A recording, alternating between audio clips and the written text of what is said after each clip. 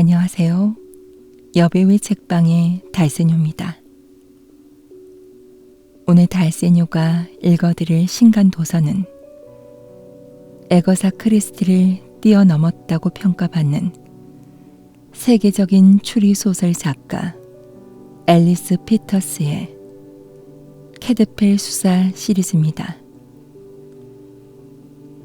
장장 18년의 세월에 걸쳐 완성된 캐드펠 수사 시리즈는 중세 수도원을 배경으로 성과 악, 삶과 죽음 등 인간사 최고의 난제를 놀라운 상상력과 치밀한 구성 그리고 생생한 캐릭터로 담아낸 역사 소설의 걸작입니다.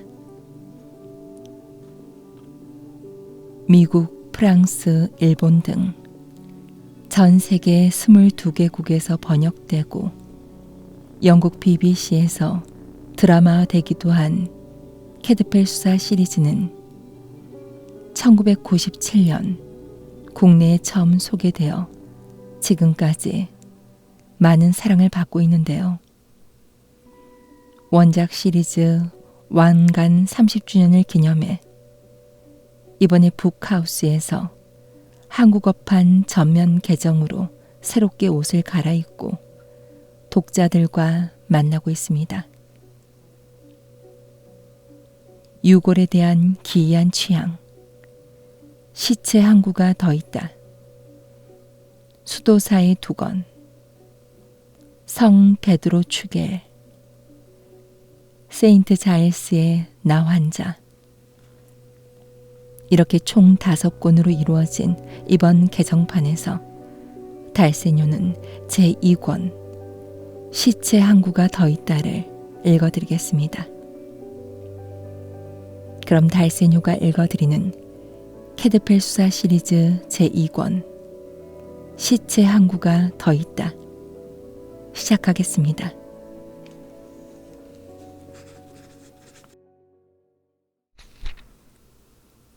소년이 처음 왔을 때 캐드펠 수사는 연못 옆 작은 텃밭에서 일하고 있었다. 무더운 8월의 한낮, 일손을 돕는 이들이 있었더라도 뙤약볕에서 땀을 흘리기보다는 그늘 속에 들어가 낮잠이나 자고 싶어 할 시간이었다.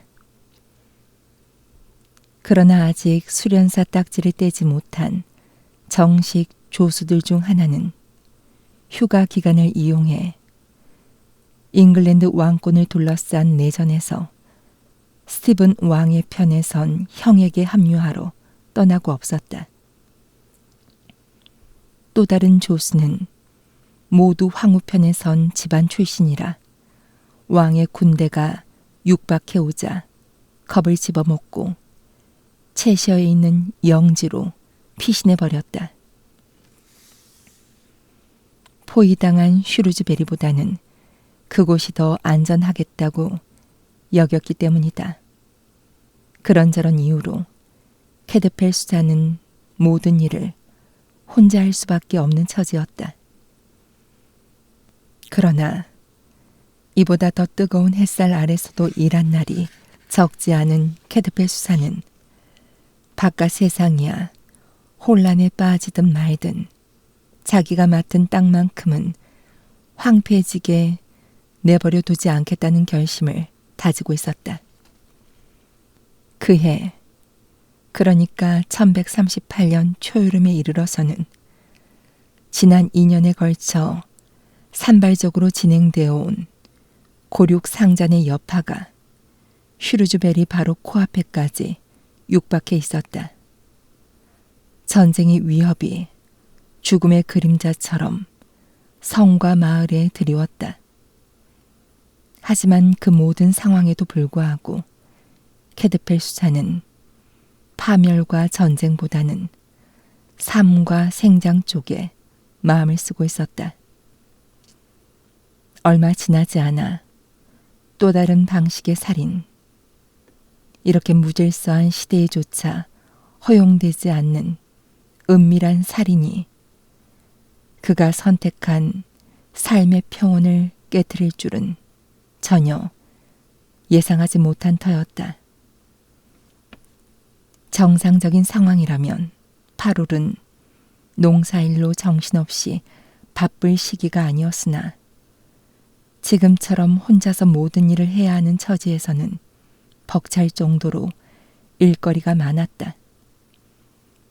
수도원에서 캐드페를 돕겠다고 기껏 생각해낸 방법은 아타나시우스 수사를 붙여주겠다는 것이었다. 아타나시우스 수사는 귀머거리에 노만기가 든 데다가 허브와 잡초도 제대로 분간하지 못하는 사람이어서 캐드펠 수사는 단호히 그 제안을 거절했다. 혼자 일하는 편이 차라리 나았다. 그는 밭 한 떼기에 가을 양배추를 옮겨 심고 다른 밭에는 겨울을 봄 양배추의 씨앗을 뿌리고 완두콩을 수확하고 시든 줄기들은 사료로 쓰거나 가축들의 잠자리에 넣기 위해 거둬들였다. 그의 특별한 자랑거리인 식물 표본실의 나무 실렁에는 약초 대여섯 종류가 담긴 유리 그릇과 조그만 절구들이 늘어서 있었다. 적어도 하루 한 차례는 그것들을 살펴봐야 했고 잘 익어 거품을 내면서 발효되고 있는 허브주들도 들여다보아야 했다. 때는 바야흐로 허브 수확의 절정기였으니 겨울에 쓸 온갖 약들이 그의 손길을 기다리고 있었다. 그러나 캐드펠 수사는 자신이 지배하는 왕국의 그 어떤 부분도 소홀히 할 사람이 아니었다. 수도원 담장 밖에서는 사촌간인 스티븐 왕과 모두 황후가 잉글랜드의 왕권을 둘러싸고 수많은 인명과 재물을 희생시키며 일대 각축을 벌이고 있었지만 말이다. 양배추밭에 퇴비를 주다가 잠깐만 고개를 들어도 건물들의 지붕 너머로 수도원 밖 성과 마을에서 꾸물꾸물 피어오르는 연기가 보였고 어제의 화재로 인한 매캐한 냄새를 맡을 수 있었다. 그 어두운 그림자와 역한 냄새는 근 한 달 내내 슈루즈베리의 하늘 위에 마치 관을 덮는 장막처럼 음산하게 드리워 있었다. 그 사이 성의 정문으로 통하는 다리를 빼앗지 못한 스티븐 왕은 성벽 너머 자신의 진영에서 경로에 발을 굴렀고 성 안에 있는 피첼러는 점점 줄어가는 양식과 보급품을 걱정하면서도 용맹함을 분별 있게 다스리지 못해 항시 천방지축으로 날뛰는 자신의 외숙 헤스딘의 아놀프에게 기습 공격을 시켜가며 완강하게 버텼다. 슈루즈베리 주민들은 대문과 가게 문을 굳게 닫아 건 채 숨을 죽이고 있거나 상황이 허락하는 경우에는 서쪽으로 달아나 예전에는 적이었으나 지금은 스티븐 왕보다 덜 두렵고 그들에게 호의적인 웨일스로 들어갔다. 잉글랜드인들이 같은 잉글랜드인들을 두려워하다니. 모두 황후나 스티븐 왕을 잉글랜드인으로 간주할 수 있다면 말이지만 웰스인에게 이는 두 손 들어 환영할 만한 일이었다. 잉글랜드인들이 자기네들끼리 치고받는 즐거운 사태가 계속되는 한 그들로서는 자신들의 땅으로 도망쳐오는 부상자나 피난민을 돕지 않을 이유가 없었다. 캐드펠은 허리를 쭉 펴고서 햇빛에 그을어 잘 익은 개암나무 열매빛을 띠고 있는 삭발한 정수리에서 흘러내리는 땀을 닦아냈다. 그때 수도원으로 기부 물품을 관리하는 오즈월드 수사가 옷자락을 펄럭이며 부지런히 다가왔다. 오즈월드 수사는 16살쯤 되어 보이는 소년의 어깨를 떠밀다시피 하면서 오고 있었다. 소년은 올이 거친 기다란 갈색 상의에 그 지방 사람들이 즐겨 입는 짧은 여름 바지 차림이었다. 양말은 신지 않았으나 아주 맵시 있는 가죽신을 신어서 전체적으로 특별한 행사를 위해 말끔히 차려입은 듯한 모습이었다. 소년은 불안한 듯 눈길을 떨군 채 잠자코 떠밀려왔다. 어느 집안에서 두 당파의 압력이 미치지 않는 안전한 곳에 자기네 자식을 또 맡기려나 보다고 캐드펠 수사는 생각했다. 전쟁을 벌인 이들이 원망스러웠다. 캐드펠 수사님, 형제에게 일손이 필요할 듯해 이 아이를 데려왔습니다. 힘든 일도 마다하지 않겠다는군요.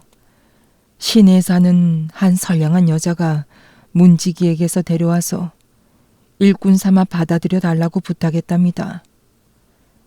헨코트에서 온 조카인데 부모가 모두 죽었대요. 아이에게 1년치 경비를 딸려보냈습니다. 로버트 부스도 원장께서 받아들이겠다고 허락하시고 소년 숙사에 방을 배정해 주셨습니다. 이 아이는 수련사들과 공부는 같이 할 테지만 스스로 간절히 원하는 마음이 일기 전에는 수도 서원은 하지 않겠다고 합니다. 어떻습니까? 아이를 맡아 주시겠습니까? 캐드펠은 소년을 유심히 살펴보고는 건강하고 의욕적인 젊은이를 받게 된 것에 기뻐하며 주저없이 응낙했다. 몸집은 호리호리했으나 다리가 튼튼해 보였고 전신에 탄력이 넘쳐 흘렀다. 소년은 가지런히 다듬어진 갈색 고수머리로 가린 눈을 조심스럽게 들어 캐드펠 수사를 올려다보았다. 긴 속눈썹에 짙푸른 빛을 띤 맑은 두 눈이 무척 영리해 보였다. 얌전하고 고분고분하지만 겁을 먹은 것 같진 않았다. 기꺼이 맞도록 하지. 네가 나와 함께 밭일을 할 생각이 있다면 말이지. 이름이 뭔가? 고드릭입니다. 소년도 캐드펠 못지않게 상대를 열심히 살펴보면서 거친 목소리로 낮게 대답했다. 그렇다면 좋아, 고드릭. 잘 지내보자. 우선 나하고 같이 이 밭들을 돌아보면서 할 일이 뭔지 알아보는 게 좋겠지. 이곳의 분위기도 좀 느껴보고. 이상하게 들릴지 모르겠다만 담 너머에 있는 시내보다는 이곳이 훨씬 안전하다는 것을 알게 될 게다.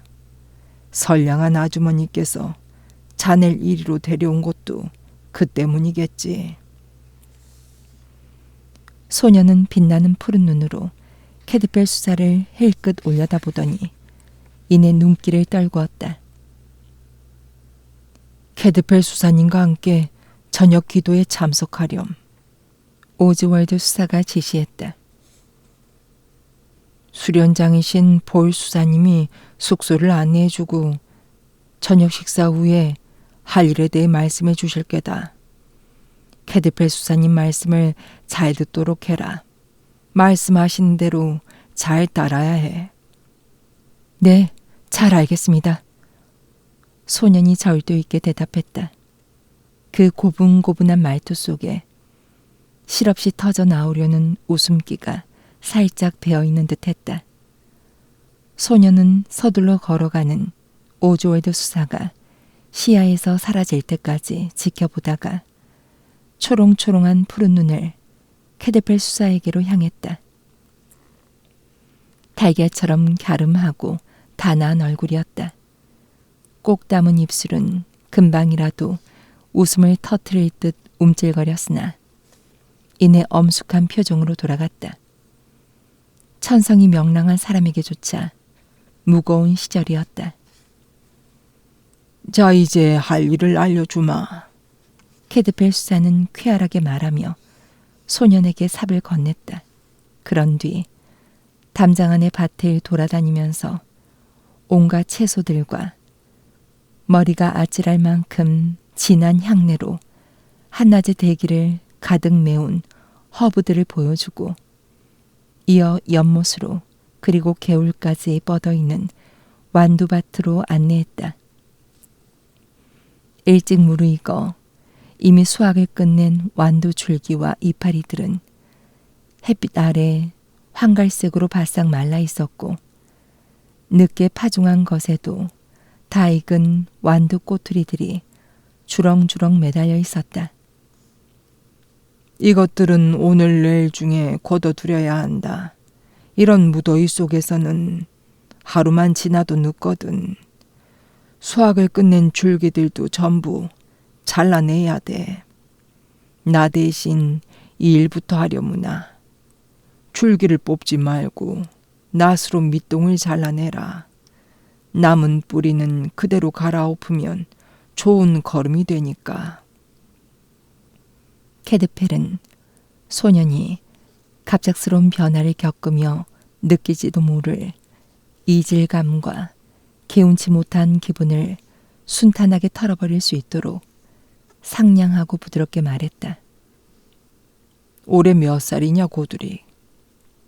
17살입니다. 소년은 거친 목소리로 대답했다. 17살 치고는 체구가 작았다. 캐드펠이 일하는 땅은 토질이 단단한 편이라 갈아엎기가 쉽지 않으니 땅을 일구는 일은 나중에 시키는 편이 좋을 듯 했다. 열심히 할게요. 마치 그의 마음을 들여다보기라도 한 것인 양 소년이 항의하듯 말했다. 아는 건 별로 없지만 시키시는 건 뭐든 다 할 수 있습니다. 아무렴 그렇겠지. 우선 완두밭부터 일을 시작하자. 마른 줄기들을 베어내서 한 켠에 쌓아라. 나중에 마구간이나 외양간 바닥에 깔릴 거야. 뿌리는 흙으로 되돌아가고. 인간들이 그러하듯요? 고드릭이 불쑥 말했다. 그래, 인간들이 그러하듯. 이 고륙상잔으로 너무도 많은 이들이 때이르게 흙으로 돌아가고 있었다. 캐드펠 수사는 자기도 모르게 고개를 돌려 소년을 바라보다가 이내 수도원 건물에 지붕들 넘어 솟아오르는 연기 사이 어렴풋이 보이는 무너진 성탑들로 시선을 돌렸다. 저곳에 네 친척들이 있느냐? 그는 부드럽게 물었다. 아니요. 소년은 황급히 대꾸했다. 하지만 성한 사람들에 대해 생각하지 않을 수가 없어요. 오래 버틸 수가 없겠죠. 당장 내일 함락될지 모른다고도 하고요. 하지만 그들은 누구나 옳다고 생각하는 일을 하고 있는 겁니다. 헨리 왕께서는 돌아가시기 전에 영주들을 불러 모아 모두 황후님을 당신의 후계자로 인정하게 하셨어요. 영주들은 하나같이 황후님께 충성을 맹세했고요. 황후님은 헨리 왕의 유일한 자손이시니 그분이 마땅히 이 나라의 여왕이 되셔야 했죠. 그런데 황후님의 사촌인 스티븐 백작이 왕권을 탈취하고 제 머리에 왕관을 얹자 너무도 많은 영주들이 애초에 맹세를 잊은 채 그걸 순순히 받아들였어요. 옳지 못한 일이죠. 충직하게 황후님 편에 서는 건 절대 잘못이 아니에요. 변절한 사람들이 어떤 변명을 할 수 있죠?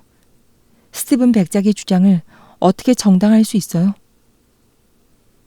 정당화라는 말은 적절한 표현이 아닌 듯하구나.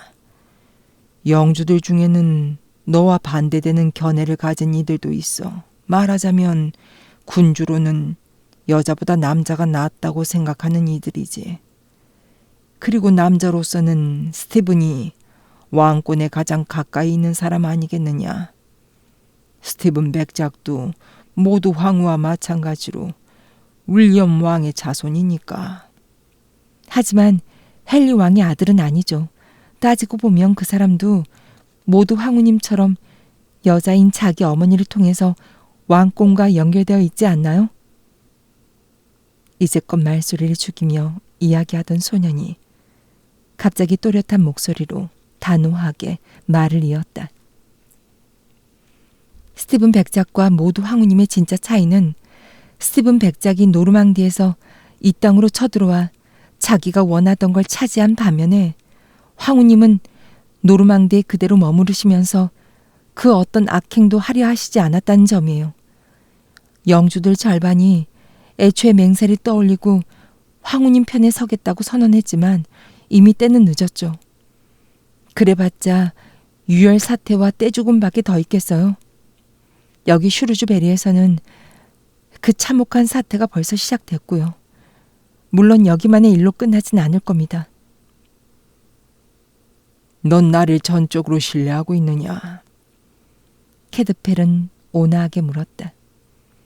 낫을 들고 시험 삼아 완도 줄기를 베어보던 소년이 고개를 돌리고는 아무 경계심도 품지 않은 푸른 눈을 커다랗게 뜨며 캐드펠을 바라봤다. 그럼요. 그래, 그럴 수도 있겠지. 하지만 남들과 있을 때는 입을 다물도록 해라. 시내와 마찬가지로 여기도 전쟁터 한복판이나 다름없단다. 우린 누구에게도 문을 닫아 걸지 않거든. 이 안에는 별의별 사람들이 다 있어. 어떤 이들은 다른 사람의 환심을 사려고 말을 옮기기도 하지. 그런 말을 수집해서 일러 바치는 것으로 먹고 사는 이들도 있어. 생각을 머릿속에만 담아두면 안전할 테니 가급적 그렇게 하도록 해라. 소녀는 움찔하더니 고개를 떨궜다. 꾸지람을 듣고 있다고 여기는 모양이었다. 그럴 작정은 아니었는데. 너의 신뢰에 신뢰로 보답하마. 캐드펠이 말했다. 사실 내게는 두 군주 중에서 누가 더 나았고 누가 더 못하다는 생각이 없어. 그러나 충성의 맹세를 지키는 것은 훌륭한 일이라 해야겠지. 자, 이제 일이나 열심히 하자. 난 양배추밭 일을 끝내고 난 뒤 이리 와서 널 도와주마. 그는 활기차게 일하는 소년을 지켜봤다. 소년의 몸은 무척 유연했으나 겉에 걸친 긴 옷이 헐렁해서 마치 한 중간을 끝으로 묶은 천 뭉치를 보는 듯했다. 저 애보다 나이도 많고 체구도 훨씬 더 큰 친척이 입다가 물려준 것이리라. 저런, 이 무더위에 줄곧 그런 속도로 일할 순 없을 텐데. 하긴 곧 알게 되겠지. 캐드펠은 생각했다. 캐드펠이 황갈색 줄기들이 서거기는 완두밭으로 돌아왔을 때 소녀는 빨갛게 달아오른 얼굴에 땀을 뻘뻘 흘리며 낫을 휘두르고 있었다. 그는 헉헉대면서도 잠시도 쉬지 않았다. 캐드펠은 베어놓은 콩 줄기들을 하나로 많아 밭 가장자리로 옮기면서 걱정스럽게 말했다. 그렇게 고행할 필요는 없어. 옷을 허리께까지 벗어내려도 괜찮아. 그럼 좀 편할 게다. 그러면서 캐드펠은 이미 무릎까지 걷어올린 승복의 상의 부분을 허리까지 벗어내렸다. 강건해 보이는 그의 갈색 어깨가 드러났다. 이를 본 소녀는 복잡한 표정으로 망설이다가 잠시 낯질하는 속도를 늦추며 말했다.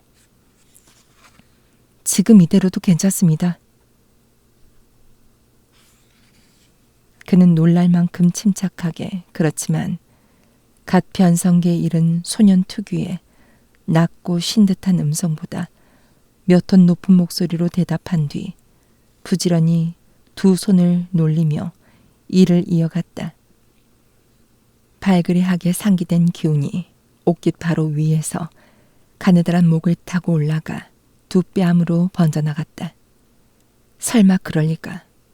소년이 나이를 속인 걸까? 아니면 이제 막 변성기에 접어든 탓에 목소리가 들쭉날쭉할 수도 있었다. 어쩌면 속에 아무것도 걸치지 않았는데 처음 만난 사람에게 제 가난이 드러나는 것이 창피해서 그럴 수도 있겠지. 물론 확인할 방법은 있었다. 지금 바로 시도해보는 편이 나으리라. 만일 의심이 사실로 밝혀진다면 이는 가벼이 생각하고 넘길 일이 아닐 테니까. 저놈의 외가리가 또 우리 치어들을 훔치는구먼. 캐드펠 수사는 매올 시내 건너편을 가리키면서 불쑥 소리쳤다. 그곳에서는 영문도 모르는 외가리가 큼직한 날개를 접고 시냇가를 걷고 있었다. 네가 나보다 가까우니 저놈에게 돌 좀 던져보렴. 외가리는 물론 죄 없는 방문객이었다. 그러나 캐드펠의 판단이 옳다면 그 새는 어떤 피해도 입지 않을 터였다. 고드릭은 외가리를 쳐다보더니 큼직한 돌멩이 하나를 집어 팔을 한껏 뒤로 젖혔다가 얼마 나가지도 않을 온몸의 무게를 실어 힘껏 내 던졌다.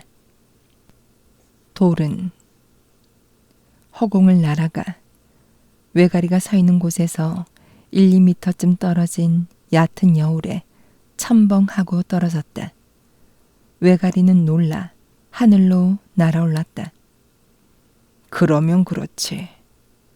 캐드펠은 혼자 중얼거리고는 바닥에 주저앉아 그 문제에 대해 심사숙고하기 시작했다.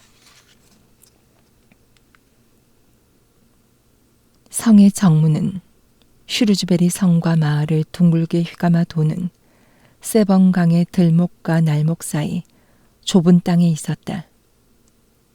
스티븐 왕의 군대는 그 성으로 이어지는 땅 전역에 넓게 포진했다. 왕은 자기 진영에서 초조함을 이기지 못해 식은대며 자기를 돕겠다고 나선 소수의 충직한 슈르즈베리 주민들을 치하하고 환대하는 연회를 베푸는 한편 그 자리에 없는 상당수의 불충한 무리들을 응징할 방법을 구상하고 있었다. 스티븐은 체격 좋은 미남에 말이 많고 단순한 사람이었다. 금발에 피부가 무척이나 희어 전체적인 인상은 무척 우아했다. 지금 이 순간 스티븐은 타고난 호인 기질과 모멸감에서 비롯한 쓰라린 심정 사이에서 갈팡질팡하고 있었다.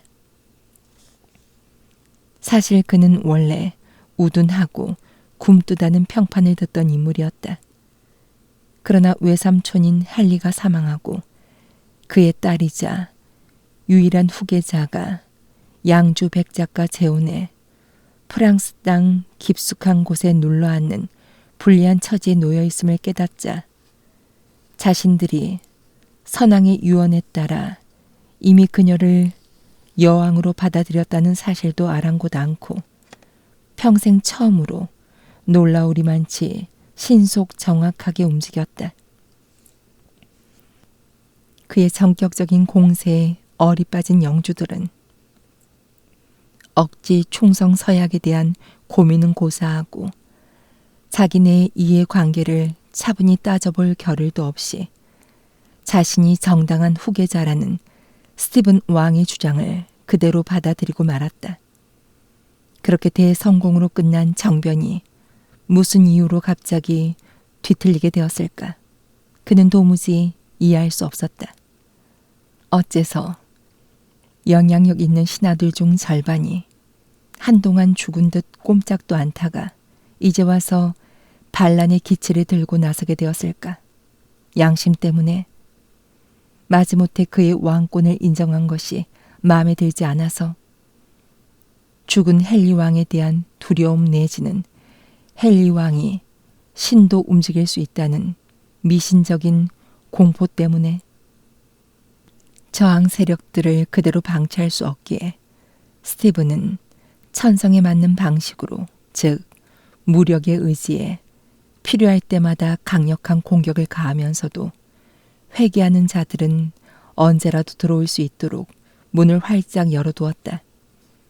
그러나 그 결과는 어떠했는가? 자제하면서 인정을 베풀면 상대방은 그것을 이용해 이득을 취하며 그의 관대한 처사를 비웃을 뿐이었다. 반란자들의 성체를 공격하기 위해 북쪽으로 진군하면서 따끔한 맛을 보기 전에 순순히 복종하라고 권유했을 때도 영주들은 코웃음을 치면서 거들떠 보지도 않았다. 어쨌든 간에 내일 새벽의 공격은 슈루즈베리 수비군의 운명을 결정할 것이고 모든 영주들에게 좋은 본보기가 될 터였다.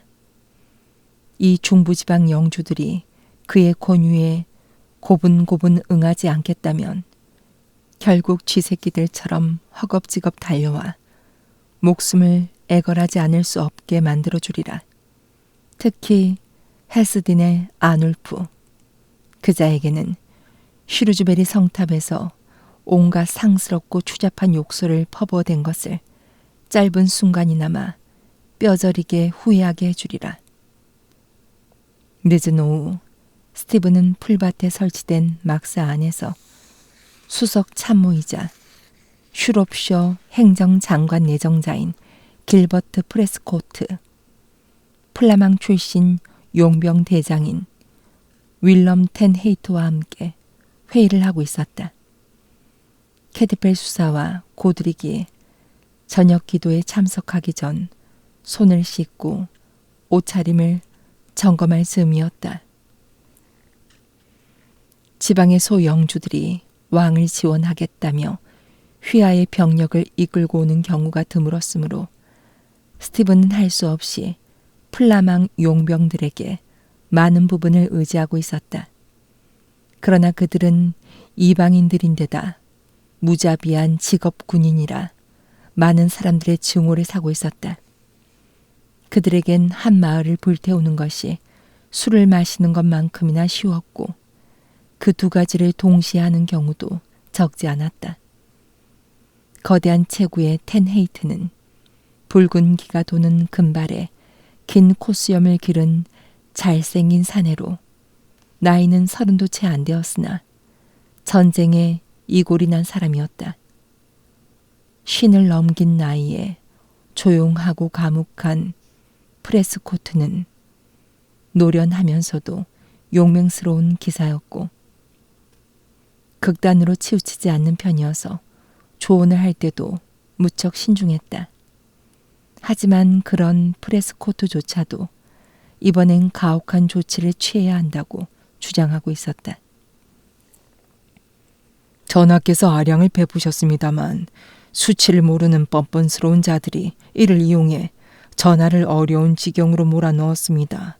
이제 그런 자들에게 두려움을 안겨주어야 할 때입니다. 우선은 성과 마을부터 점령해야 하오. 스티븐은 건조하게 말했다. 그것은 이미 이루어진 것이나 다름없습니다. 오늘 아침 모든 준비가 완료되었으니 곧 슈루즈베리에 입성하시게 될 것입니다. 피첼론과 에더니 그리고 헤스딘이 우리의 공격을 받고도 살아남는다면 전하의 뜻대로 처리하십시오. 수비군에 가담한 평민들은 별 문제거리가 되지 않습니다만 그자들의 경우에도 본보기가 될 만한 조치를 취하시도록 적절한 조언을 해드리겠습니다. 이곳에서의 저항을 주도한 그 세색에 보복하는 것만으로도 왕으로선 충분히 만족할 만한 상황이었다. 윌리엄 피첼러는 그가 직접 슈롭셔 행정장관으로 임명한 자였으나 지금은 그의 경쟁자 편에 서서 성을 차지한 채 버티고 있었다. 피첼런의 가신들 가운데 가장 중요한 인물인 펄크 에더니는 피첼런의 배신을 묵인했을 뿐만 아니라 온 힘을 다해 제 상전을 돕고 있었다. 그리고 아놀프는 오만무례한 욕설들로 거듭 그를 모욕하고 모독했다. 그 나머지는 별로 중요하지 않은 소모품이나 인질들에 불과했다. 시내에서 떠도는 소문에 따르면 피첼러는 우리가 마을에서 북쪽으로 빠지는 길을 폐쇄하기 전에 이미 제 아내와 자식들을 밖으로 빼돌렸다고 합니다. 하지만 에더니의 딸은 아직 시내에 있다더군요. 다른 여자들은 진작에 마을 밖으로 내보냈고요. 프레스코트는 슈롭셔 출신이라 이 지방 영주들의 이름과 평판 정도는 훤히 꿰고 있었다. 에더니의 딸은 어렸을 때 이미 메이즈버리 출신인 로버트 베링어의 아들과 약혼한 사이입니다. 메이즈버리는 오즈워스트리 근처라 양쪽 집안의 영지가 바로 맞닿아 있죠. 제가 지금 이런 말씀을 드리는 건 전하를 뵙겠다고 찾아온 사람이 바로 그 사람, 메이즈버리의 휴 베링어이기 때문입니다. 괜찮다는 판단이 서시면 그 사람을 이용하도록 하시죠. 그러나 바로 어제까지만 해도 그 사람은 피첼론 쪽 사람이었고 전하의 적이었다는 점을 말씀드리고 싶습니다. 그를 안으로 들여서 전하께서 직접 판단하십시오. 만일 그자가 정말로 마음을 바꾸었다면 휘하에 꽤 많은 병력이 있으니 유용하게 쓰실 수 있을 겁니다. 하지만 저로서는 그 사람을 쉽게 받아들이고 싶지 않군요. 한 근위대 장교가 대형 천막 안으로 들어와 대기하고 있었다. 30살의 유능한 장교이자 프레스코트의 가신들 중 그의 오른팔격인 인물 애덤 쿠셀이었다. 방문객이 한 분 더 전하를 뵈러 왔습니다. 왕이 시선을 주자 장교가 입을 열었다. 숙녀분입니다. 그분을 먼저 만나보시겠습니까? 그분은 아직 이곳에 거처를 마련하지 못했고 또 시간인지라 숙녀분의 이름은 얼라인 시워드로 최근 사망한 부친이 늘 전하편이었다고 합니다. 시간 여유가 없으니 두 사람 모두 데려오되 여자부터 말하게 하라. 쿠셀이 숙녀의 손을 잡고 천막 안으로 들어와 왕 앞에 서게 하자 그녀는 더없는 존경과 복종의 예를 갖춰 절했다. 문 남자들의 시선을 끌 만큼 매혹적인 여자였다. 가냘픈 몸매에 나이는 18이나 되었을까. 상중임을 알리는 수수한 옷차림이며 머리에 쓴 하얀 모자와 베일에서 금발 몇 가닥이 흘러내려 두 뺨 가장자리에 들이운 모습이 그녀를 더욱 어리고 아름다워 보이게 했다. 그녀에게서는 젊은 여성 특유의 조심성과 자부심이 뒤섞인 의연함이 풍겨나왔다. 그녀는 왕의 당당한 체구와 잘생긴 용모에 놀라 지푸른 눈을 동그랗게 뜨며 존경의 예를 표했다. 그대의 상실을 진심으로 애도하오. 왕이 여자를 향해 한 손을 뻗으며 말했다. 내가 어떤 식으로든 그대를 보호해 줄 수 있다면 무엇이든 요구하시오. 전하께서는 너무도 친절하십니다. 숙녀는 외경에 찬 부드러운 목소리로 말했다. 전 지금 고아가 된 처지입니다. 저희 집안이 마땅히 바쳐야 할 존경과 충성의 서약을 전하께 전할 수 있는 유일한 사람이죠. 전 지금 제 부친이 바라시던 바를 수행하고 있습니다. 부친이 병환으로 돌아가시지 않았더라면 당신이 직접 오셨거나 제가 좀 더 일찍 올 수 있었을 겁니다. 전하께서 친히 슈루즈베리까지 오신 지금에야 겨우 저희 성 두 곳의 열쇠를 전하께 바칠 기회를 얻게 되었습니다. 이제 그 열쇠들을 드리려 합니다. 그녀보다 10살쯤 더 들어배는 침착한 젊은 하녀가 진작부터 들어와 뒤쪽에 서 있다가 그녀에게 열쇠 꾸러미를 건네주었다. 얼라이는 그것을 공손히 왕에게 바쳤다. 저희는 전하를 위해 기사 5과 10,000명 이상의 무장한 병력을 소집해 드릴 수 있습니다. 지금 그들은 저희 성들을 지키고 있습니다. 전하께서 필요하시면 언제든 그들을 부리십시오. 그녀는 집안 소위의 영지들과 가신들의 이름을 열거하기 시작했다. 마치 어린아이가 열심히 암기한 학과 내용을 외우는 듯 했으나 엄숙하고 위험 있는 자세만큼은 전투장에선 장군의 그것을 방불케 했다. 정직하게 말씀드려야 할 것이 한 가지 더 있습니다. 제게 큰 슬픔을 안겨준 속사정입니다. 제게는 오라비가 하나 있습니다. 저 대신 이 일을 해야 했던 사람이죠. 목소리가 조금 떨렸으나 그녀는 이내 침착한 자세를 되찾았다. 전하께서 왕위에 오르셨을 때 제 오라비 자엘스는 모두 황후편을 들었고 그 바람에 부친과 한바탕 다툰 뒤 황후편에 가담하겠다며 집을 떠났습니다. 지금 어디 있는지는 저도 모릅니다만 풍편에 듣자니 프랑스에 있는 황후에게 갔다고 합니다.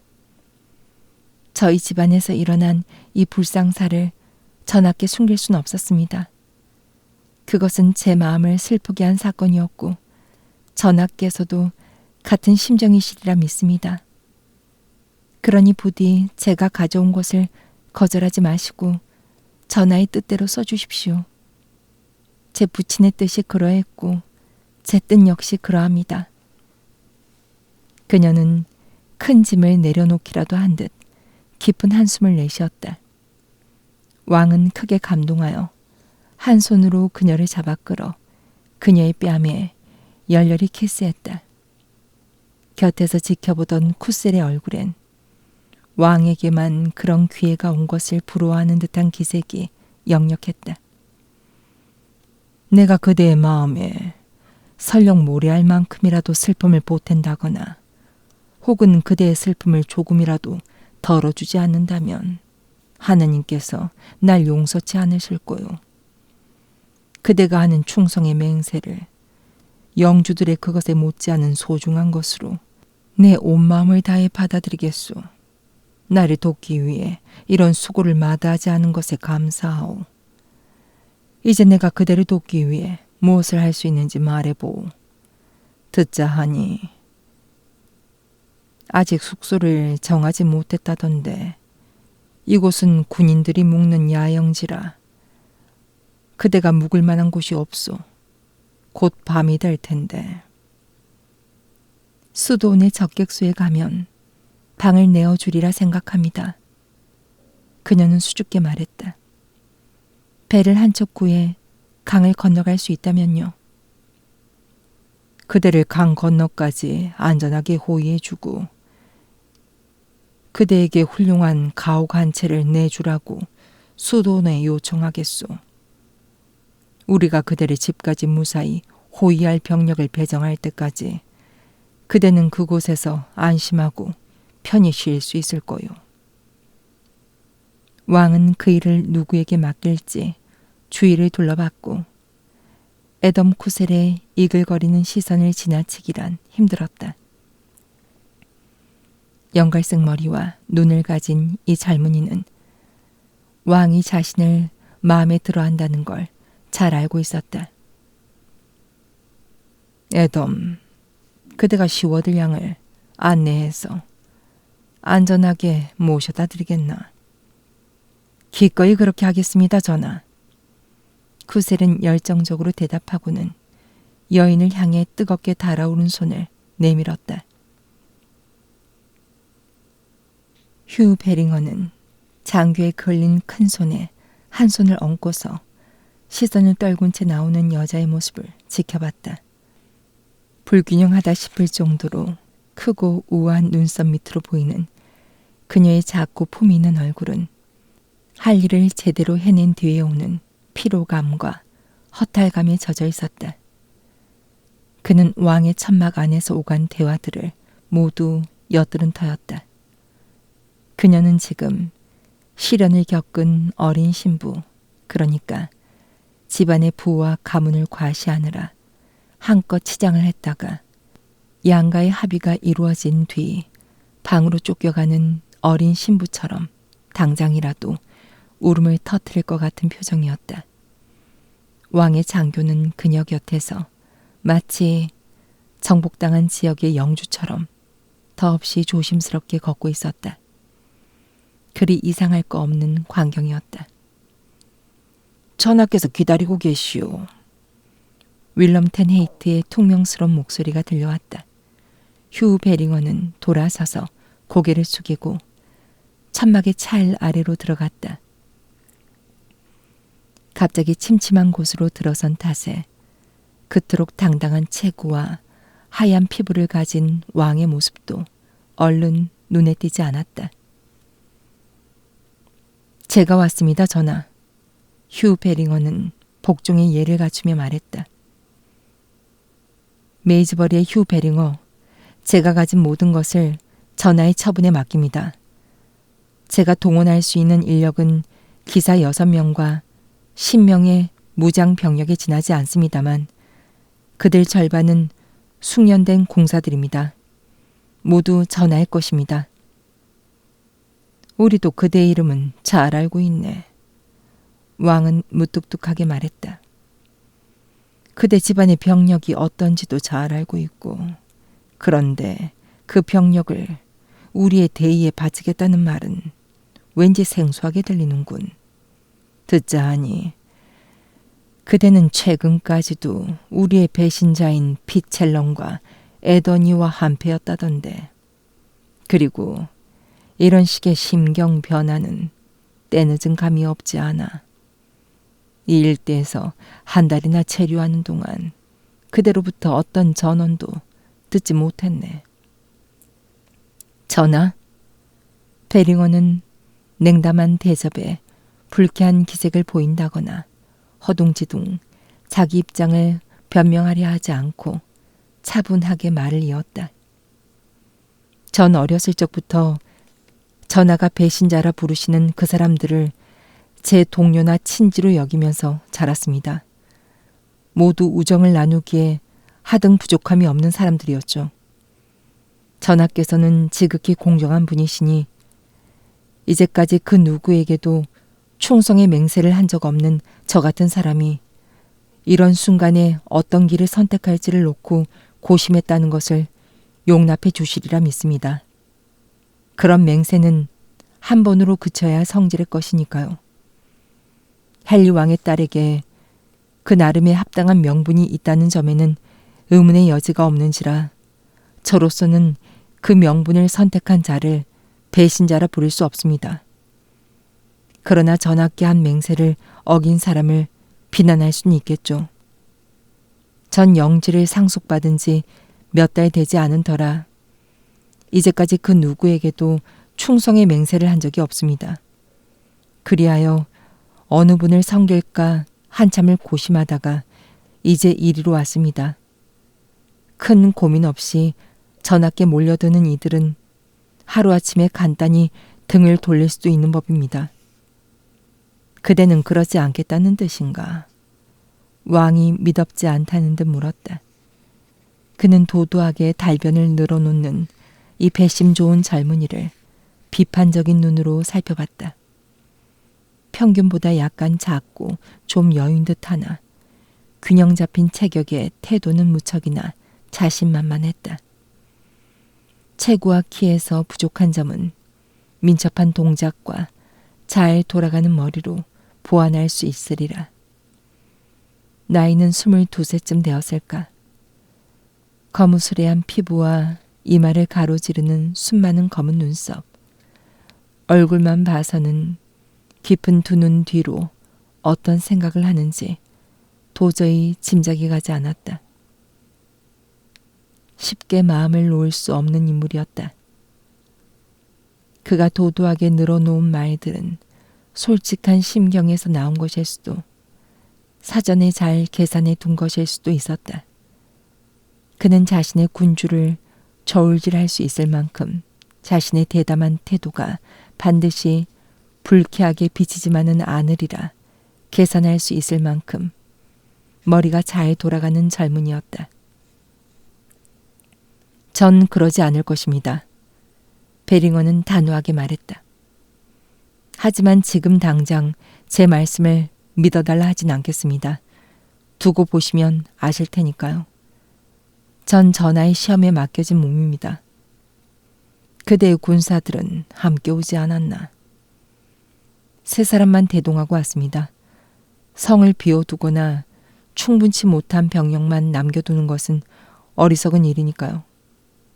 게다가 아무런 준비 없이 50사람분의 양식을 전하께 청하는 결례를 범하고 싶지도 않았습니다. 전하께서는 그저 이들을 원하시는지 말씀해 주시기만 하면 됩니다. 그러면 지체 없이 실행하겠습니다. 서두를 거 없네. 스티브는 말했다. 우리 측 사람들도 그대를 받아들이기 전에 생각할 시간이 필요하거든. 그대는 얼마 전까지만 해도 피첼론과 막역한 사이였으니 말이야. 그랬죠. 지금도 제겐 그 사람을 비난할 이유가 없습니다. 선택한 길이 서로 다를 뿐입니다.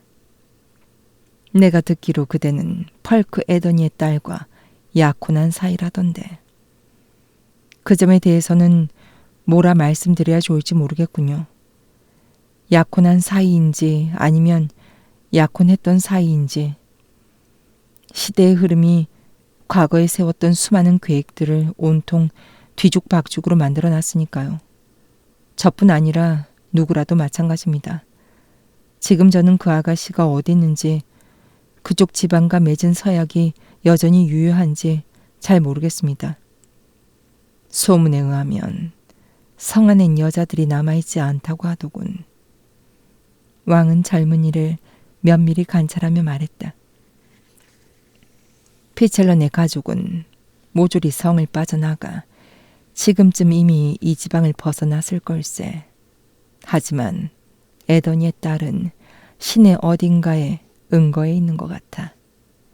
그렇게 쓸모있는 아가씨를 수중에 넣는 것도 썩 괜찮은 일이겠지. 왕은 은근히 강조하면서 말을 이었다. 내 계획을 변경할 필요가 있을 경우에 말일세. 그대는 그 여자 아비와 한편이었으니 지금 그 여자가 어디 숨어 있을지 짐작하고 있겠지.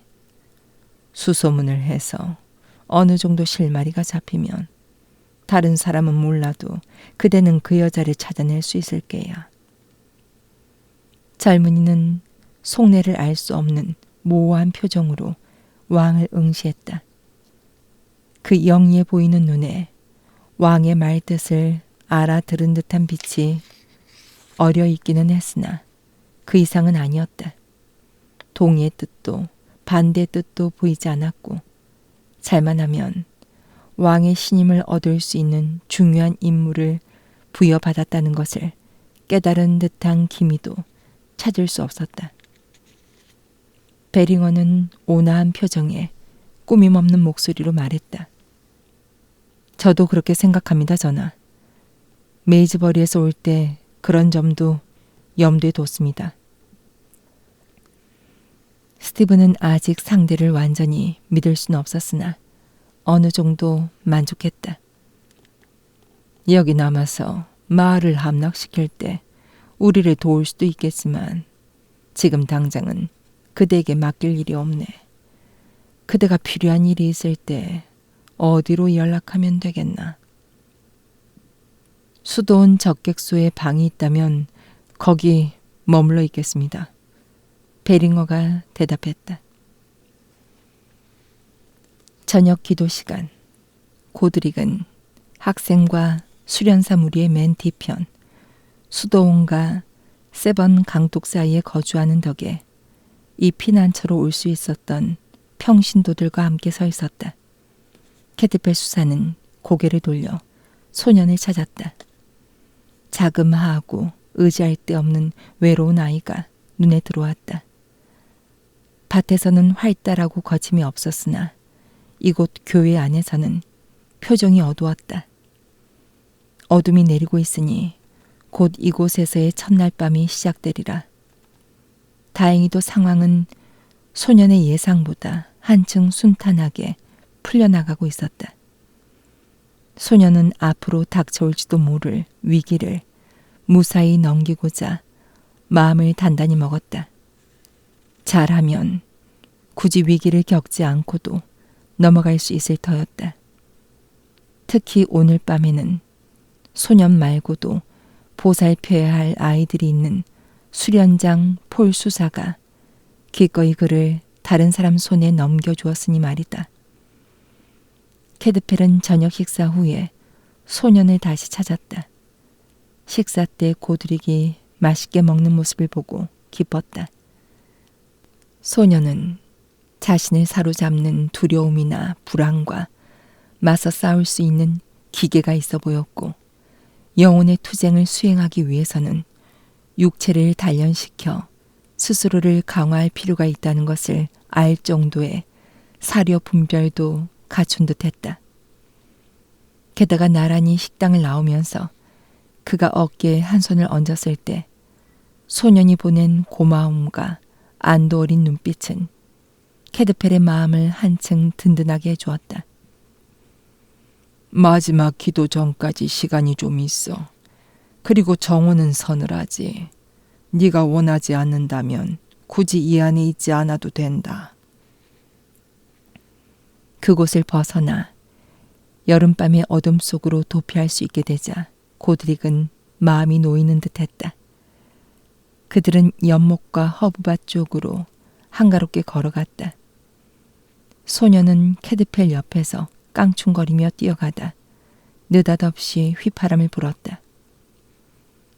수련장님이 저녁 식사 후에 절 부르시겠다고 했는데요. 제가 이렇게 수사님하고 같이 가도 정말 괜찮을까요? 모두가 찬성하고 축복한 일이니 걱정할 필요 없다. 폴 수사에게 말해서 허락을 얻었어. 넌 내 밑에 있게 되었고 이제는 내가 널 책임질 거야. 담장에 둘러싸인 허브밭으로 들어서자 낮 동안 햇빛을 듬뿍 받은 로즈메리, 타임, 회양, 딜, 세이지, 라벤더 따위의 알싸한 향내가 한꺼번에 덮쳐왔다. 제 나름의 은밀한 향을 지닌 수많은 허브들의 세계. 서늘한 저녁 나절에도 그곳에는 어지러울 만큼 진한 향기와 함께 태양의 열기가 여전히 떠돌았다. 머리 위에선 칼새들이 즐거운 비명을 내지르면서 허공을 맴돌고 있었다. 그들은 기름 먹인 목재들이 부드러운 빛을 내는 오두막 앞에 이르렀다. 캐드펠 수사가 오두막 문을 열었다. 여기가 네 잠자리란다, 고드릭. 오두막 구석에는 낮은 침대 겸 의자가 깨끗하게 정돈된 채 놓여 있었다. 잠자코 그것을 바라보는 소년의 어깨가 캐드펠의 손 아래서 떨리고 있었다. 여기서 나는 여러 허브들을 발효시키는데 그중 몇 종류는 정기적으로 돌봐주어야 하지. 어떤 것들은 너무 빨리 발효하기 때문에 자칫 소홀하면 상해버리고 말아. 네가 할 일들을 자세히 알려주마. 뭐 그렇게 어렵지는 않다. 이건 네 침대고 신선한 공기를 마시고 싶으면 저 쇠살 창문을 열면 된단다. 소년의 떨림이 멈췄다. 그는 짙푸른 눈을 커다랗게 뜨고 탐색하는 듯한 시선으로 캐드펠을 뚫어지게 쳐다봤다. 금방이라도 미소를 지을 것 같긴 했으나 그 눈에는 어딘지 방어의 기색이 어려 있었다. 캐드펠은 문 쪽으로 돌아서서 육중한 빗장을 가리켰다. 안에서 잠그게 되어 있는 빗장으로 일단 그걸 걸어놓으면 밖에선 절대 열 수 없었다. 네가 나올 준비가 되기 전까지 세상과 나를 차단할 수 있단다. 고드릭은 이제 노골적인 비난의 눈빛으로 캐드펠을 쏘아보았다. 한편으론 불쾌해 보였지만 한편으론 오히려 홀가분한 기분을 느끼는 듯했다. 어떻게 아셨죠? 소녀는 턱을 치켜들며 따지듯 물었다. 기숙사의 공동 침실에서 어떻게 해나갈 작정이었니? 캐드펠 수사는 부드럽게 반문했다. 잘은 했을 거예요. 남자애들은 그렇게 영리하지 않으니 당연히 속여 넘길 수 있죠. 이런 옷을 입고 있으면요. 소녀는 풍성한 겉옷을 두 손으로 잡아당기며 말을 이었다. 아래 위가 다 밋밋해 보이거든요. 게다가 남자들은 원래 무심하고 멍청하잖아요. 그러나 캐드펠이 뛰어난 관찰력을 가진 사람이라는 사실을 떠올리며 소녀는 풀썩 웃음을 터뜨렸다. 그 순간 그녀는 완전한 소녀로 돌아갔다. 마음 놓고 즐거워하는 소녀의 모습은 무척이나 아름다웠다. 아, 수사님은 제외할게요. 그런데 어떻게 아셨어요? 전 열심히 노력했고 누구나 속여 넘길 수 있을 거라 생각했는데 어디가 잘못됐나요? 넌 아주 잘 해냈어. 캐드펠은 달래듯 말했다. 하지만 나는 이곳에 와서 수사가 되기 전 40해 동안 세상 일을 속속들이 경험한 사람이야. 어디가 잘못됐느냐고. 이제부터 내가 하는 말을 불쾌하게 받아들이지 말고 같은 편이 들려주는 좋은 충고로 생각해 줬으면 좋겠구나. 아까 열을 올리면서 주장을 내세울 때 넌 자기도 모르게 목청을 높였는데 그 목소리에 탁한 기운이 전혀 없었어. 남자 목소리로 위장하려면 탁한 음성을 냈어야지. 그런 기술은 배우면 익힐 수가 있어. 시간이 날 때 가르쳐주마. 그리고 내가 수사복을 내려 편하게 일하라고 권했을 때 낯을 붉히면 어떻게 하니? 그때 나는 거의 확신했단다. 물론 넌 내 권유를 뿌리쳐버렸지. 마지막으로 내가 시내 건너편으로 돌을 던지라고 했을 때도 넌 보통 여자애들이 하듯 아래에서 위로 던졌어. 사내애들이 어디 돌을 그렇게 던지던. 사내애들처럼 던지는 법을 배우기 전까지는 남이 하란다고 해서 무심코 돌을 던져서는 안 돼. 그랬다가는 당장 정체가 탄로나고 말 거다. 캐드펠은 말을 멈추고 서 있었다. 소녀가 침대에 털썩 주저앉더니 두 손으로 머리를 움켜쥐었던 것이다. 그녀는 웃다가 이내 울음을 터뜨렸고 다시 웃다 울기를 반복했다. 그러나 소녀가 자제력을 잃은 건 아니었다. 자기 뜻과 상관없이 손해와 이득 사이에서 이리 퉁겨지고 저리 퉁겨지고 하면서도 그녀는 제 머릿속에 대차 대조표에 따라 움직이려 애쓰고 있었다. 이제 캐드펠은 그녀가 막 여성적인 면모를 갖춰가기 시작하는 앳되고 아름다운 17살 아가씨라는 사실을 실감하기 시작했다. 어느 정도 마음이 진정되자 소녀는 손등으로 눈가를 닦고 무지개 사이로 비치는 햇살처럼 환히 웃으면서 영리해 보이는 눈매로 캐드펠 수사를 빤히 올려다봤다.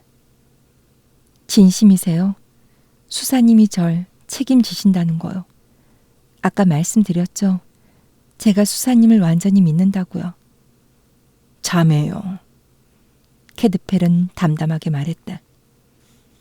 지금 내가 할 수 있는 일이 최선을 다해 널 돕고 나중에 네가 가고 싶어하는 곳으로 안전하게 보내주는 것 말고 달리 뭐가 있을까? 수사님은 제 이름도 모르시잖아요. 소녀는 놀라 대꾸했다. 제가 믿을 만한 사람인지 아닌지도 모르시고요.